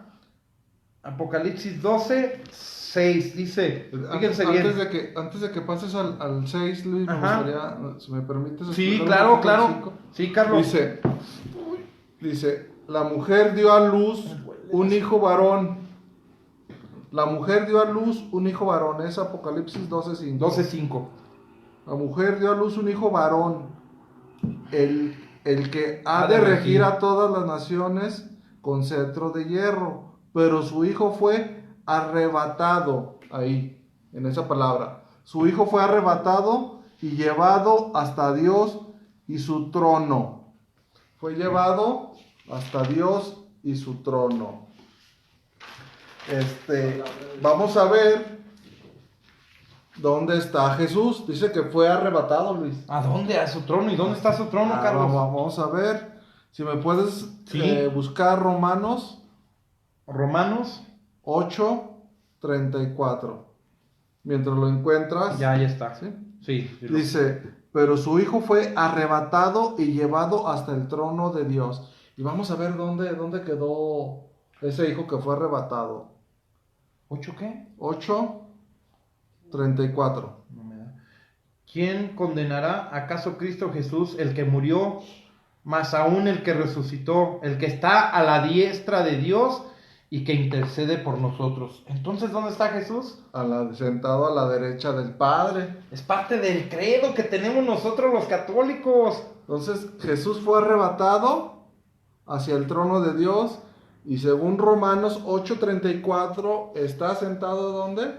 a la derecha del Padre. ¿Qué traducción estás tomando? La de ¿Jerusalén? Sí. A ver si lo puedes buscar en latino. ¿8 qué? 34. Es Romanos, ¿verdad? Nuevo Testamento. Romanos 8:34, vamos a leerlo de la latino. A ver cómo nos lo traduce. Dice, ¿quién los condenará? ¿Acaso será Cristo, el que murió y más aún resucitó y está a la derecha de Dios intercediendo por nosotros? Entonces, Apocalipsis 5 nos dice que fue arrebatado y llevado hasta Dios. 12:5, ajá. Fue arrebatado y llevado hasta Dios. Y Romanos 8:34 nos está diciendo que está a la derecha del Padre, Luis. Uh-huh. Dice, la mujer huyó al desierto, Ajá. donde tiene un lugar preparado por Dios para ser allí alimentada 1270 días. La mujer huyó al desierto, donde tiene un lugar preparado por Dios. ¿Qué lugar es ese, Luis? Mira, entonces... ¿Cualquier lugar o...? No. Vamos a ver qué dice Mateo 20:20. ¿Estás de acuerdo? Mateo 20 al 23. Va. Entonces se le acercó la madre de los hijos de Zebedeo con sus hijos y se postró como para pedirle algo a Jesús. Él le dijo, ¿qué quieres? Le dijo ella, manda que estos dos hijos míos se sienten, uno a tu derecha y otro a tu izquierda en tu reino. Jesús le contestó, no sabes lo que pides. ¿Podrás beber la copa que yo voy a beber? Le dijo, sí podemos. Le dice, mi copa sí la beberán, pero sentarse a mi derecha o a mi izquierda no es cosa mía el concederlo, sino es para quienes está preparado por mi Padre. Ándale. Hay un lugar preparado, dice en el Apocalipsis 12:6, que huyó a un lugar preparado por Dios. Por Dios. Y aquí dice, no es cosa mía concederlo, sino es para quienes está preparado por mi Padre. Palabra de Dios, te alabamos, Señor. Entonces, hay un lugar preparado por su Padre, ¿verdad? Uh-huh. ¿Y qué lugar es, Luis, ese lugar del que habla? ¿Me puedes leer el Salmo 45:10? Claro que sí, Salmo 45:10. Vamos a ver qué lugar es ese que Dios le tiene preparado. Hijas de reyes, hay entre tus preferidas, a tu diestra una reina con el oro de Ofir. Entonces la reina está a la derecha. Uh-huh. ¿De quién? Del rey. Del rey. ¿Quién es el rey? Jesús. Jesús. A ver, vamos a ver si es cierto. En lo que es en el pueblo judío, o en todos esos tiempos, bíblicamente, siempre ha habido algo, ¿verdad? En especial, mi Carlos, Sí. Pero ahorita se los explicas. Entonces, la reina está sentada A la derecha. a la derecha. ¿Quién debe de ser la reina? ¿Quiénes son las reinas? Vamos a ver qué nos dice la misma Biblia de quiénes son las reinas. ¿Será la esposa del rey? Pues sí, ¿no? Debe de ser la esposa del rey. A ver si es cierto. Vamos a ver. Vamos Dice a ver. que es Primera de Reyes, capítulo 2, versículo 19. Vamos a ver quiénes son las reinas Vamos a ver. bíblicamente. Si la reina es la esposa del rey. Pues mira, aquí lo dice. Entró Betsabé, donde el rey, pues, ha de ser el rey David, ¿verdad? A ver, déjame ver. Entró Betsabé donde el rey Salomón. Caray, está hablando de Salomón, el hijo de David, y su madre Betsabé, Sí. la que era esposa de Urías, y después David se quedó con ella. La reina madre. Dice, entró Betsabé donde el rey Salomón para hablarle acerca de Adonías. Se levantó el rey Salomón, fue a su encuentro y se postró ante ella. Oye, ahí me suena algo así como honrarás a tu padre y a tu madre. Sí, claro, la honró y se sentó después en su trono. Pusieron un trono para la madre del rey y ella se sentó a la diestra. A la derecha. A la derecha. Palabra de Dios, te alabamos, Señor. Entonces, la reina está sentada junto al rey, pero la reina no es la esposa, es la madre. La reina madre. Regresamos a las prefiguras, otra vez, nuevamente, que no se nos olvide la prefigura. Siempre es muy importante.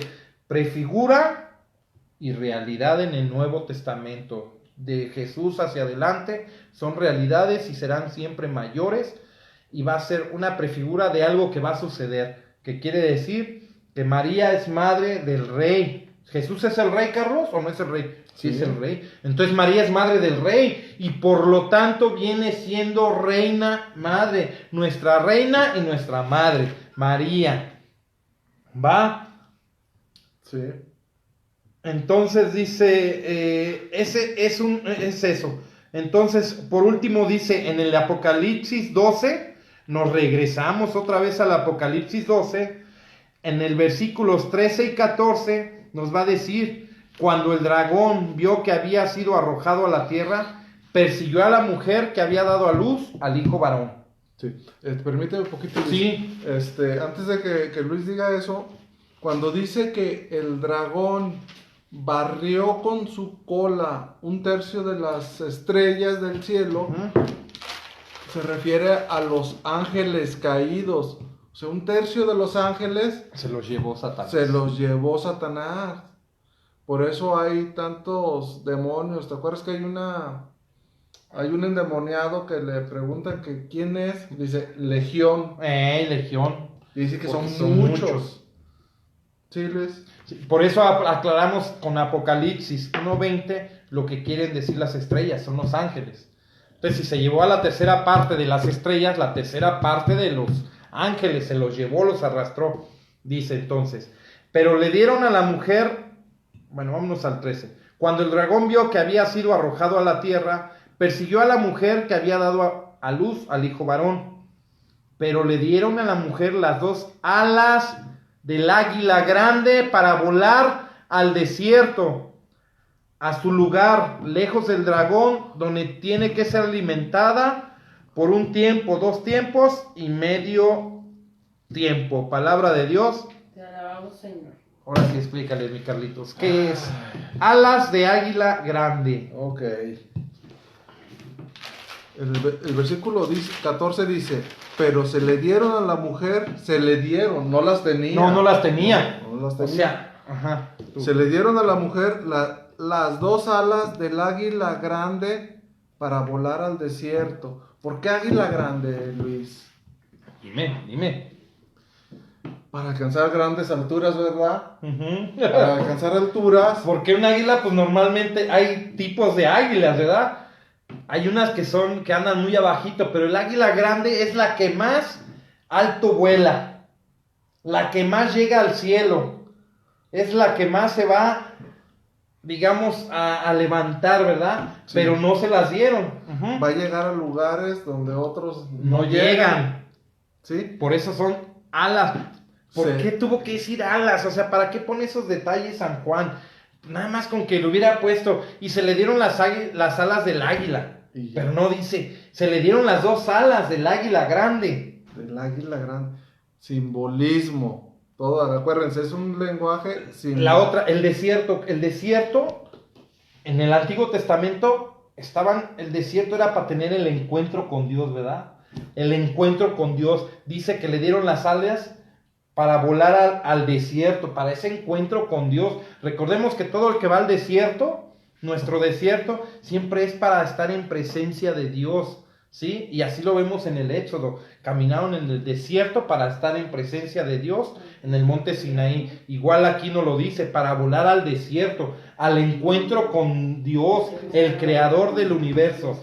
También, Luis, cuando eran perseguidos, ¿a dónde se iban a esconder? A las catacumbas. Al desierto. Ok, perdón. Se iban al desierto, ¿verdad? Cuando también. Okay. A las cuevas, todo eso. Para volar al desierto, al lugar lejos del dragón. El dragón ya sabemos a quién se refiere. Donde tiene que ser alimentada 1 tiempo, 2 tiempos y medio tiempo. En el Apocalipsis 12:14, las alas del águila que recibe la mujer le permiten escapar del dragón, Luis. Uh-huh. ¿Sale? con esas alas de águila grande, le permiten escapar de el dragón, que tiene su aguijón en la muerte, Luis. Entonces, ¿qué te está diciendo?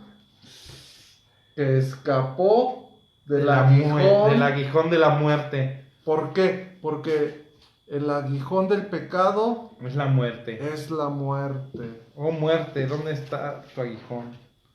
¿Sale? Estas alas se le dieron este simbolismo, fíjense, estas alas se le dieron. Este simbolismo es lo que llamamos, Ok. este simbolismo es lo que llamamos asunción.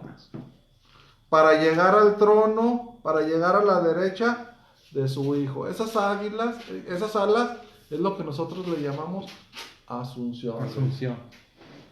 Muy bien, Carlos. Muchas gracias por esa explicación. Entonces, ahí es donde podemos ver bíblicamente que María fue asunta porque le dieron esas alas para que ella pudiera ascender a los cielos. Ahí está el núcleo, el centro de esta enseñanza, ¿no? Que María fue asunta porque todo el tiempo está hablando de esa mujer. También habla de la iglesia, pero también habla de la mujer a la cual se le dieron alas para ir al encuentro con Dios. Porque es reina del cielo, reina de los ángeles, reina de los apóstoles.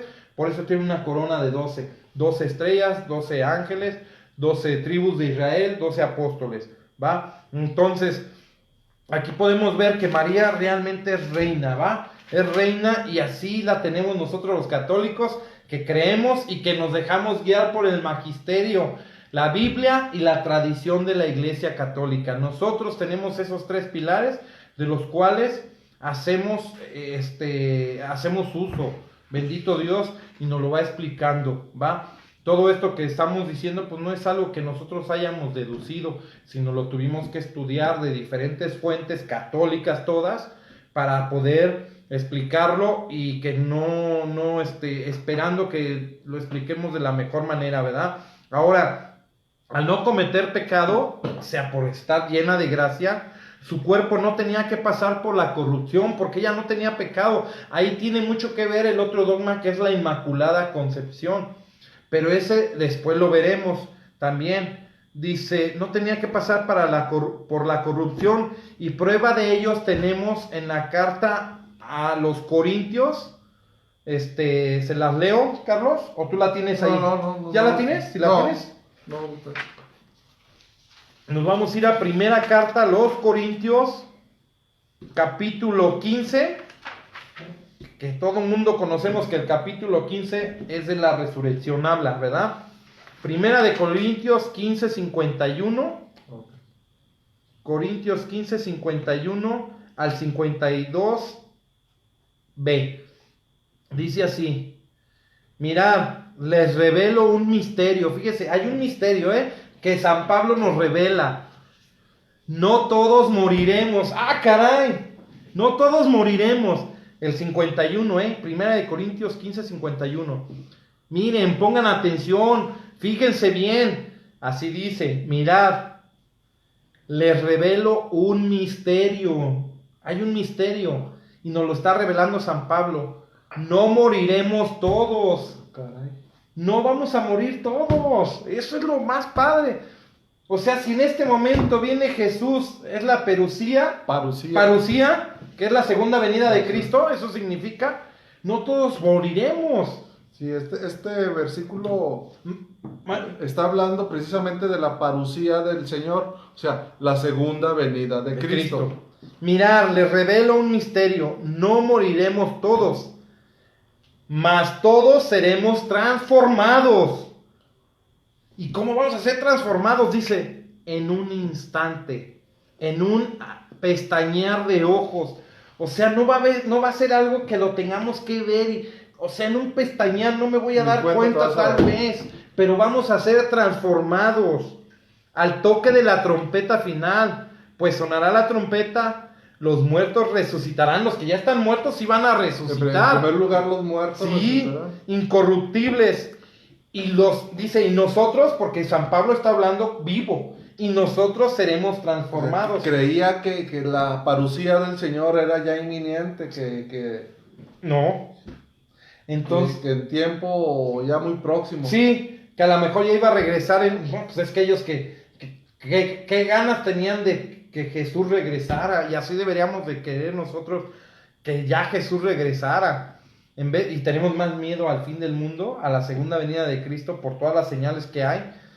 Pero pues sería lo mejor que nos pudiera pasar, ¿no? Si es que estamos en gracia, y si no, es lo peor que nos puede pasar. Dale.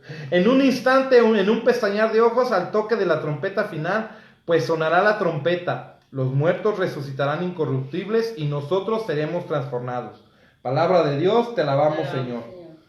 ¿Quieres agregar algo? Sí, en efecto, es necesario que este ser corruptible Es el 53. se revista de incorruptibilidad y que este ser mortal se revista de inmortalidad.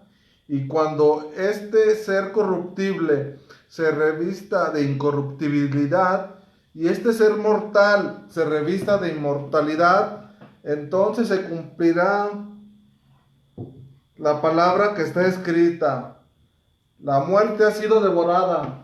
¿Dónde está, oh muerte, tu victoria? ¿O dónde está, oh muerte, tu aguijón? ¿Dónde está muerte, tu aguijón? El aguijón de la muerte es el pecado. Palabra de Dios. Alabamos, Señor. Luego vámonos. Entonces ya vimos que no todos vamos a morir. ¿Eso no aplica a María? O sea, el día de hoy decimos, no, es que María ya se murió. Y es que María ya se murió. Vamos a ver.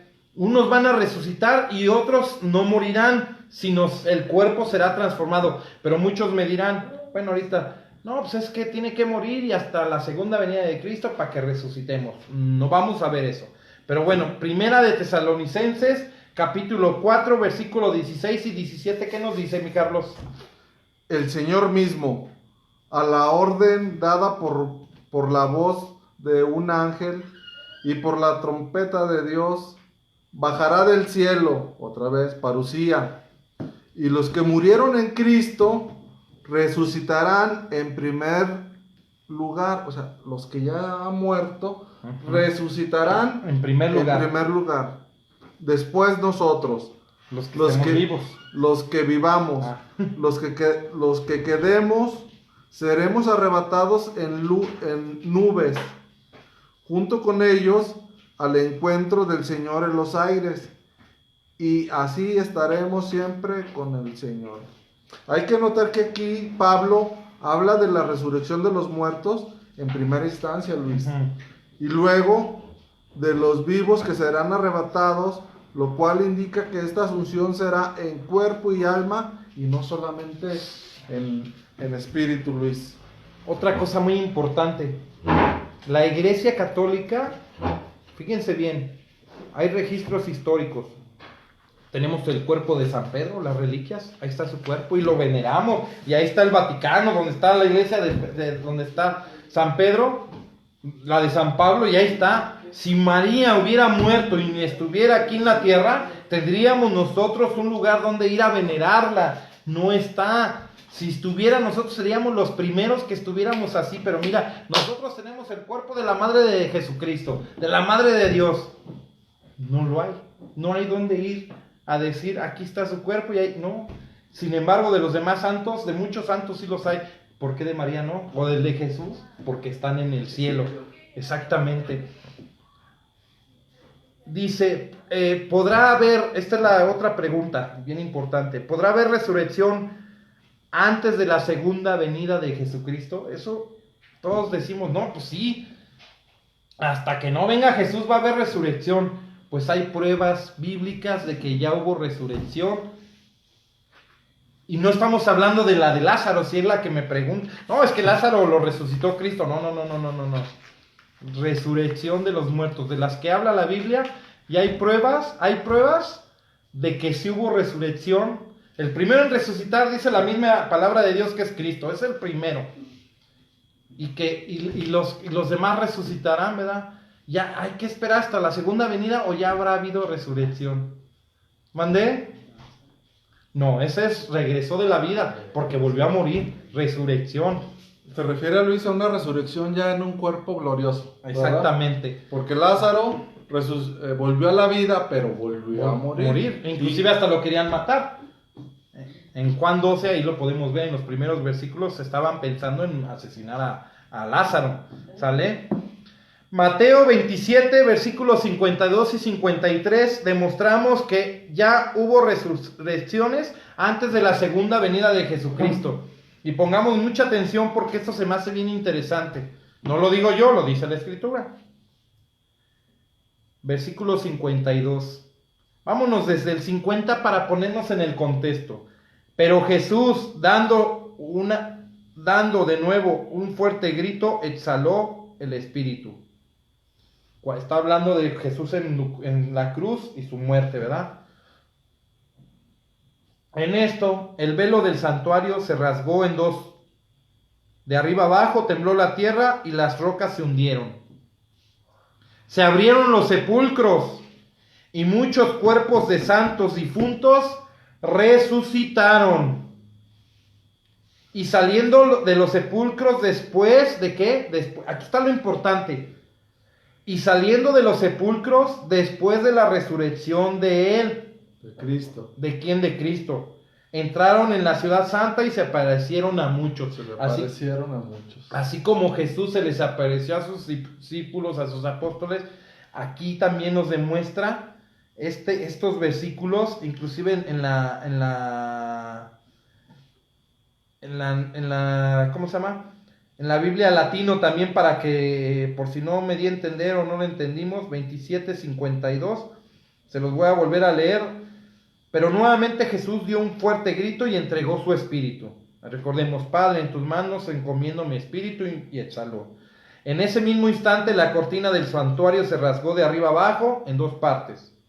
La tierra tembló, las rocas se partieron, los sepulcros se abrieron y resucitaron varias personas santas que habían llegado ya al descanso. Nomás se abrieron, y resucitaron. Estas salieron de las sepulturas después de la resurrección de Jesús, porque tenía que ser Jesús el primero, ¿verdad? Salieron después de la resurrección de Jesús fuera a la ciudad santa y se aparecieron a mucha gente. Palabra de Dios, te alabamos, Señor. Entonces, ya hay pruebas de que sí puede, que María, tomando en cuenta todo esto, sí María ascendió. Eso es lo que creemos por todo lo que la misma palabra de Dios nos va dando, esas señales, nos va transportando a todas esas citas bíblicas. Y claro, si hay resurrección antes de la segunda venida de Cristo, sí, pues él puede hacer. El primero siempre tuvo que haber sido Jesús, ¿sale? Si lo hizo con otros, que no lo hiciera con su madre. Sí, exactamente. Y María pues obedeció a Cristo. ¿Cuánto tiempo nos llevamos? Porque a lo mejor otros 10 minutitos. Es que está largo el tema. Quisiéramos hacerlo más corto, pero dice que llevamos 1:32. Te van 1:40, ¿no? Lo terminamos. ¿Te falta más a ti? Nada más lo del evangelio no canónico. Ok. No, vámonos con eso. Bueno, entonces hasta ahí. Yo hasta ahí.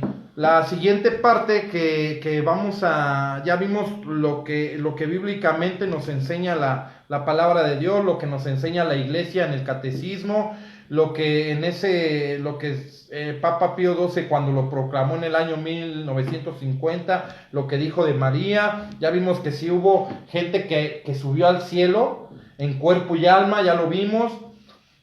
Ya vimos que María es arca de la alianza, es la nueva arca de la alianza.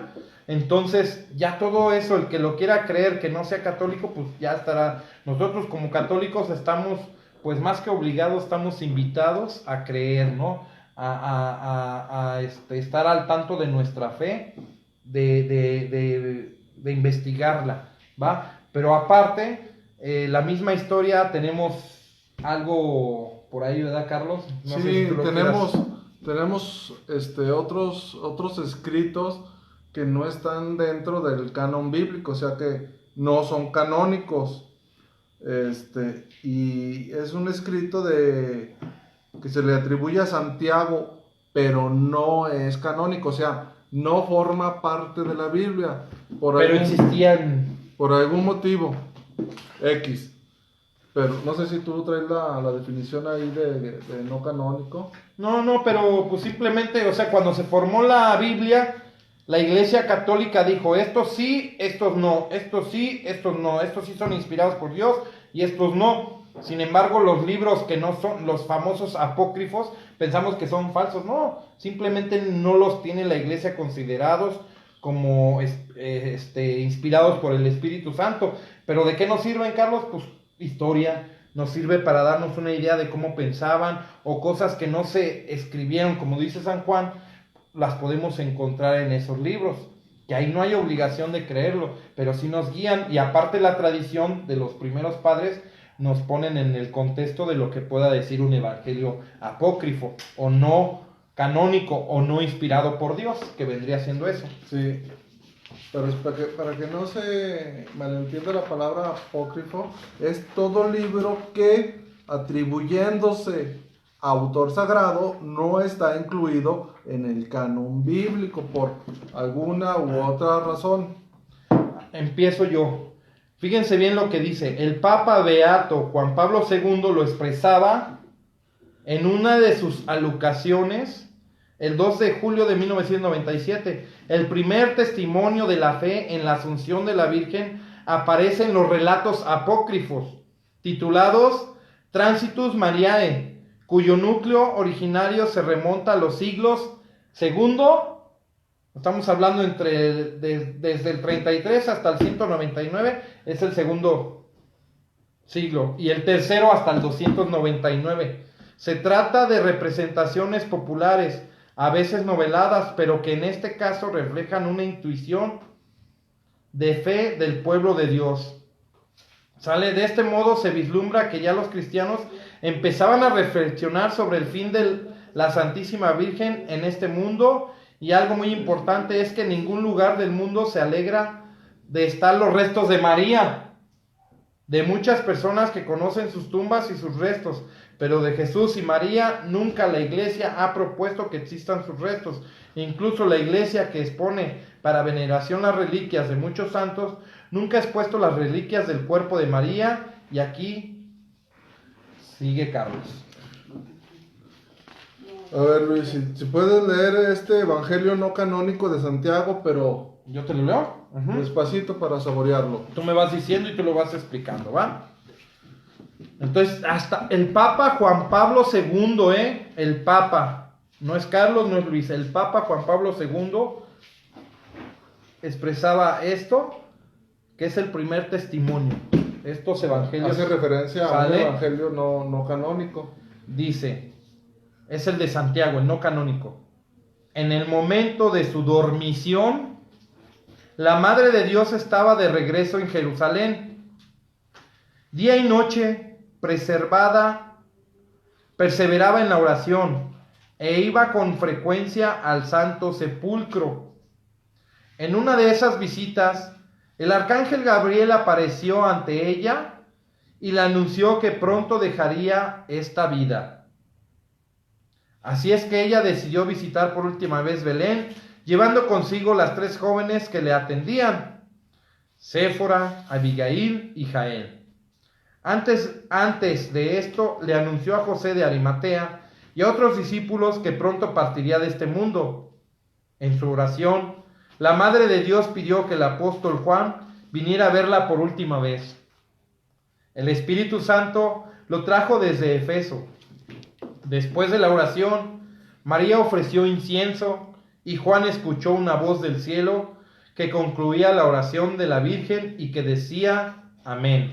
Oye, el Espíritu Santo lo trajo desde Efeso. ¿Será eso que le llaman bilocación? Puede ser. La Madre de Dios interpretó que la voz significaba que pronto los apóstoles y los discípulos llegarían hasta el lugar en que ella se encontraba. Los creyentes, reunidos en un gran número a su alrededor, dice San Juan Damasceno, escucharon las últimas palabras de la Madre de Dios. Ninguno sabía la razón de encontrarse presentes en ese lugar hasta que San Juan se acercó a ellos con lágrimas y explicándoles que el Señor había decidido juntarlos a todos nuevamente para la dormición de la Madre de Dios. También apareció entre los presentes el apóstol Pablo, con sus discípulos Dinocio, el Areopagita, Hieroteos y San Timoteo, y algunos de los 70. A la 3:00 del día 9 de la mañana, la dormición de la Madre de Dios se llevó a cabo. Los apóstoles se acercaron a su lecho y ofrecieron alabanzas a Dios. De repente, la luz divina, gloria, resplandeció frente a ellos. El mismo Cristo apareció rodeado de ángeles y profetas. ¡Ay, qué bonito! Viendo a su Hijo, la Virgen María exclamó: mi alma magnifica al Señor y mi espíritu se regocija en Dios mi Salvador, que ha visto la humildad de su esclava. Repitió las palabras de Lucas 1:46. Así entregó su alma a su Hijo y Dios. Milagrosa fue la vida de la purísima Virgen y maravillosa dormición. A partir de ese momento, comenzaron a preparar el entierro de su cuerpo purísimo. Los apóstoles fueron los encargados de llevar su féretro sobre sus hombros. Esta procesión se realizó por toda Jerusalén hasta llegar al jardín de Getsemaní. Un sacerdote judío de aquella ciudad llamado Efonio, lleno de odio, quiso tirar el féretro que transportaba el cuerpo de la purísima Madre de Dios. El arcángel Miguel cortó sus manos. Viendo esto, se arrepintió y confesó la majestad de la Madre de Dios. Y así comenzó a ser un ferviente seguidor de Cristo. Cuando la procesión llegó al jardín del Getsemaní, los apóstoles y los discípulos comenzaron a dar el último adiós a la Virgen María. Recién a medianoche lograron depositar el cuerpo dentro del sepulcro y sellar la entrada con una gran piedra. Por 3 días no se fueron de ese lugar, orando y cantando salmos. Por la providencia de Dios, el apóstol Tomás no estuvo presente en el funeral. Llegando al 3er día al Getsemaní, se acercó a la tumba y allí lloró preguntándole por qué no se había permitido a él presenciar la partida de la Madre de Dios. Los apóstoles decidieron abrir la tumba para que Tomás pudiera dar su último adiós. Cuando abrieron el sepulcro, solo encontraron sus lienzos y entendieron que su cuerpo también había sido recibido en los cielos por nuestro Señor. La tarde del mismo día, estando los apóstoles reunidos en una casa para poder comer, la Madre de Dios se les apareció y les dijo: regocíjense, estaré con ustedes todos los días de sus vidas. Ellos exclamaron: Santísima Madre de Dios, sálvanos. Iniciando esta exclamación que acompañará a la iglesia eternamente. Palabra de Dios. No, ese no. Te alabamos, Señor. Ah, no, ¿verdad? Ese no es palabra de Dios, perdón. No, Sí, es que estuvo muy bonito. Está muy bonita, ¿verdad? Sí. El sacerdote judío que se arrimó para aventar el féretro. Y el ángel le cortó las manos. Sí. Sí, no están obligados a No. creerlo. No. Ni es palabra de Dios. Ni es palabra de Dios. ¿Por qué? Porque Se me chispoteó. no forma parte del canon bíblico. Pero nos sirve para entenderlo, ¿verdad, Luis? Uh-huh. Es otro tipo de literatura que nos ayuda. Pero fíjate, esto es del siglo II y III. Ya en el siglo II y III podemos ver algo muy importante, otro dogma. La maternidad divina de María, porque se refieren, y el otro, bueno, y la Inmaculada, se refieren a María como la Madre de Dios y como la purísima Santa Madre de Dios, o sea, la Inmaculada Concepción y la Madre de Dios. Entonces ya desde ese entonces ya creían que María era la Madre de Dios y que también era Inmaculada. Estamos hablando de tradición, que es lo que hablabas tú del taburete de 3 patas que tenemos en nuestra iglesia, ¿verdad? El cual nos rige.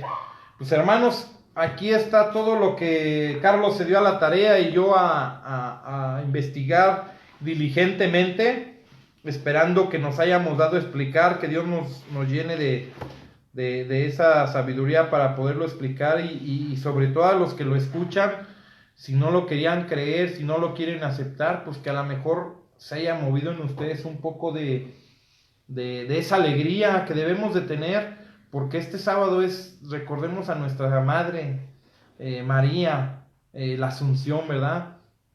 Algo que ella se ganó. Si Enoc y Elías subieron al cielo en cuerpo y alma, pues con más razón María. O sea, por los méritos de Cristo, ella merece más que todos nosotros estar en presencia ya de Dios en cuerpo y alma, ¿vale? Entonces, pues le damos gracias a Dios porque nos permitió dar este tema a Carlos y a mí, esperando que sí se hayan podido conectar y pues que lo compartan, échenos la mano con eso, porque no es para nosotros, es para María en este caso, ¿verdad? Y cada cosa que transmitimos, pues no es algo de nosotros, ¿no? A lo mejor podríamos hacer gracias, hacer muchas cosas pues para nosotros ser los que quedemos en primer cuadro, pero si nos damos cuenta, pues todo lo que aquí se dice es palabra de Dios. Entonces, pues háganlo, transmítanlo para aquellos que estén un poquito bajos en su fe, ¿verdad? Próximamente estamos esperando en el purgatorio, ¿verdad, Carlos? Sí. Pero la otra semana, Carlos, ¿qué piensas? Sí, yo creo que la próxima semana vamos a ver las imágenes, porque los católicos tenemos imágenes. Somos idólatras los católicos por tener imágenes, eso pues lo vamos a ver, ¿no? Porque hay una prohibición en Éxodo 24. Mientras vayanlo leyendo, los que no lo han leído, Salmo 115 del 1 al 5 y Éxodo 24 y 25 si quieren. Ahí hay dos prohibiciones y por eso es que nos confunden y nos llevan de la iglesia. Pero bueno, ya transmitimos el tema de nuestra madre, que es nuestra madre, que la amamos, la queremos. Si somos católicos, la debemos de amar. Hay católicos, yo conozco católicos dentro, sirviendo en grupos católicos. He escuchado que dicen, María no es virgen, o María no es la madre de Dios. Pues es desinformación, entonces hay que cuidar nuestra fe, es nuestra obligación, así como platicábamos la vez pasada, ¿verdad? Que también si nuestros padres nos hicieron daño, pues ya llegamos a una edad en donde nosotros debemos de buscar esa ayuda, ¿verdad, Carlos? Así es. Igual en la fe, es nuestra obligación investigar nuestra fe. ¿Te quieres salir de la iglesia? Yo te invito a que te salgas, pero primero conoce bien tu iglesia. Si realmente la conoces, no la dejas. Porque muchos protestantes se han regresado a la iglesia, son los que se han puesto a estudiar y han tenido que regresar porque se dan cuenta de muchas cosas.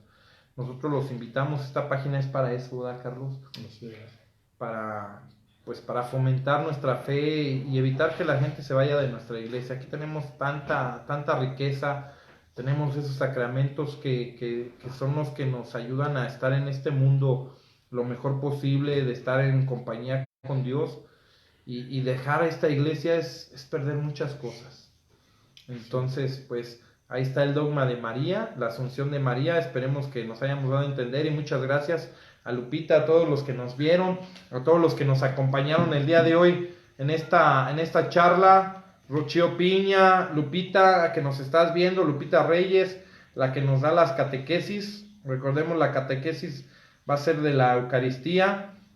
Y a todos aquellos que estuvieron aquí con nosotros. ¿Quién más estuvo, mi Carlos? Vicky Díaz, también un saludo a Vicky Díaz, Lupita Reyes, Lucero de Lira, también nuestra amiga Lucero, un abrazo, mujer, te queremos mucho. Chío Piña, mi madre, Lupita Reyes, y pues no sé quién más por ahí se estuvo conectando, pero pues gracias a todos. Entonces, nos vemos la próxima semana. ¿Algo más que quieras decir, mi Carlos? No, pues agradecerles, y esta página está pensada principalmente para los católicos. Sí. Si los no católicos la quieren ver, bueno, pero principalmente es para los católicos, para que vean o entiendan. O aprendamos a dar razón de nuestra fe. Exacto, como dice Primera de Pedro. ¿Por qué tenemos estos dogmas? ¿Por qué el dogma de la Asunción? ¿Dónde lo dice? Hay cosas implícitas y cosas explícitas, Luis. Y fue un tema implícito. Saludos también a Elizabeth Cárdenas. Gracias, Eli, por seguirnos. Sí. Y gracias a Pato, que nos ayuda con las citas bíblicas. Gracias a esta Claudia también que está al pendiente, nos va dando horarios, tiempo, saludos, quién se conecta. Este es un trabajo que hacemos entre varios, entonces no somos nomás Carlos y yo, somos los que estamos aquí al frente, pero el trabajo es más, ¿verdad? Así es. Entonces, pues les agradecemos a todos que nos hayan escuchado y pues Señor, te damos gracias en esta noche por habernos permitido hablar un poco de tu mami María, que es nuestra madre también, que queremos y amamos mucho, mucho queremos a María. A mí me encantan los temas de María, Carlos. Entonces Así te es. damos gracias, Señor, en nombre del Padre, del Hijo y del Espíritu Santo. Amén. ¿Algo más que quieras decir, Pues mi sí, Carlos? todos los aciertos que pudimos haber tenido fueron por Dios y todos los errores fueron por nuestra Sí, culpa. pero los aciertos vienen de allá arriba, de Así nuestro es. Señor Jesucristo. ¿Vale? Bueno, pues muchas gracias y que pasen buenas noches, hermanos. Hasta luego. Gracias. Bye.